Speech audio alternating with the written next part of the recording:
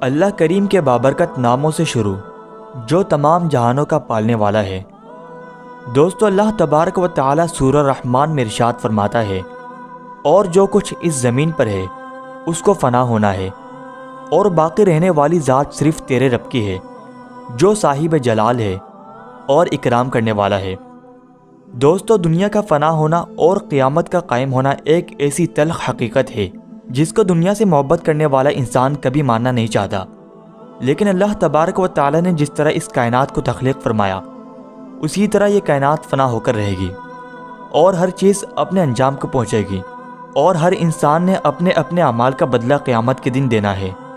جس طرح کہ اللہ تبارک و تعالی قرآن پاک کی سورہ مومن میں ارشاد فرماتا ہے، اور بے شک قیامت ضرور قائم ہونے والی ہے، اس میں کوئی شک نہیں، لیکن اکثر لوگ اسے نہیں مانتے۔ دوستو، حضور پاک صلی اللہ تعالی علیہ وآلہ وسلم نے قیامت کی بہت ساری نشانیوں کا ذکر فرمایا ہے۔ آج کی اس ویڈیو میں ہم قیامت سے پہلے آنے والے آخری رمضان کے بارے میں بات کریں گے کہ قیامت سے پہلے آنے والا آخری رمضان کیسا ہوگا، اس رمضان کے اندر کون کون سے واقعات رونما ہوں گے، اس آخری رمضان کے اندر لوگ اندھے بہرے کیوں ہو جائیں گے، اس آخری رمضان کی نشانیاں کیا ہوں گی، اور اس آخری رمضان کے سال میں زلزلوں کی کثرت کیوں ہوگی، اور کیا آج کے دور میں آنے والے زلزلے کہیں قیامت کی نشانی تو نہیں۔ دوستو، اس آخری رمضان میں حضور پاک صلی اللہ تعالی علیہ وآلہ وسلم نے ایک سال کا کھانا جمع کرنے کا کیوں کہا، اور حضور پاک صلی اللہ تعالی علیہ وآلہ وسلم نے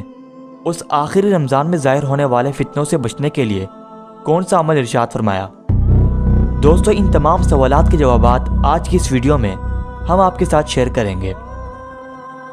دوستو، قیامت ایک عربی زبان کا لفظ ہے، اس کے لغوی معنی کھڑا ہونا یا دوبارہ زندہ کرنے کے ہیں۔ قیامت حقیقی طور پر اس دنیا کی تباہی کا نام ہے جس کے بارے میں تمام انبیاء کرام نے اپنی اپنی امتوں کو آگاہ کیا تھا۔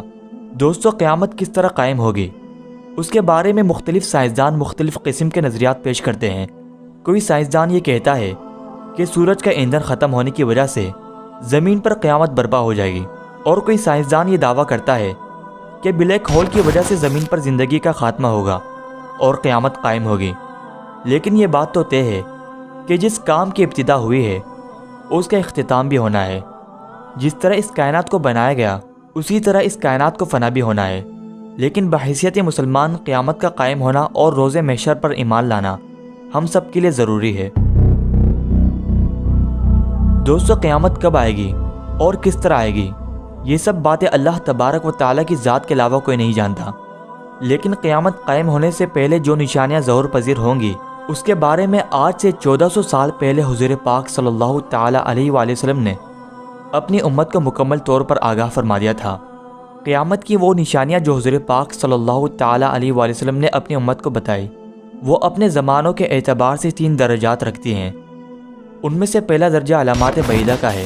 جو ان علامات پر مشتمل ہے جو قیامت سے پہلے ظاہر ہو جائیں گی، اور دوسرا درجہ علامات متوسطہ یا علامات صغرا کہلاتا ہے، اور تیسرا درجہ علامات قریب یا علامات کبریٰ کہلاتا ہے۔ یہ وہ نشانیاں ہوں گی جو قیامت کے بالکل قریب ظاہر ہوں گی، اور جس سے یہ بات بالکل واضح طور پر ظاہر ہو جائے گی کہ اب قیامت بالکل قریب آ چکی ہے۔ قیامت سے پہلے آنے والا آخری رمضان بھی انہی نشانیوں میں سے ایک نشانی ہے۔ حضرت انس رضی اللہ تعالیٰ عنہ بیان فرماتے ہیں کہ رسول اللہ صلی اللہ تعالیٰ علیہ وسلم نے ارشاد فرمایا،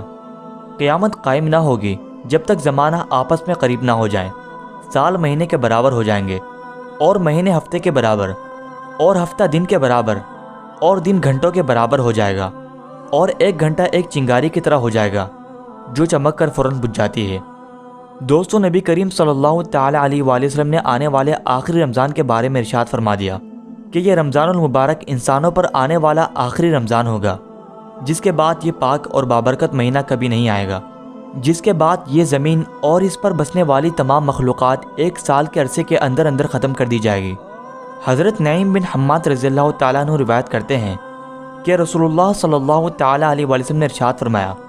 قیامت سے قبل ایک ایسا رمضان آئے گا جس میں عوام الناس کو ایک ایسی زوردار آواز سنائی دے گی۔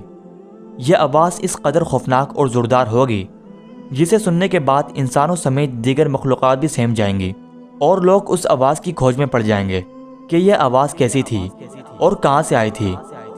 لیکن کوئی بھی انسان اس آواز کی کھوج نہ لگا سکے گا تو جس رمضان ایسی آواز سنائی دے کہ جس کی کھوج نہ لگائی جا سکے، تو اس کے بعد 1 سال کا رزق اپنے گھر میں جمع کر لینا، کیونکہ اس کے بعد دنیا سے رزق اٹھا لیا جائے گا۔ دوستو، یہ رمضان المبارک حضرت امام مہدی علیہ السلام کے ظہور سے پہلے آئے گا۔ اس رمضان المبارک کے بعد حضرت امام مہدی علیہ السلام کا ظہور ہوگا۔ اس رمضان میں سورج گرہن لگے گا، اور اس رمضان المبارک میں ملک شام میں سفیانی کی جانب سے مسلمانوں کا قتل عام کیا جائے گا۔ جب رسول اللہ صلی اللہ تعالیٰ علیہ وسلم نے ارشاد فرمایا کہ اس رمضان کے اندر ایک زوردار اور زبردست آواز آئے گی، تو صحابہ کرام رضی اللہ تعالیٰ عنہم اجمعین نے حضور پاک صلی اللہ تعالیٰ علیہ وسلم سے پوچھا کہ یا رسول اللہ صلی اللہ تعالیٰ علیہ وسلم،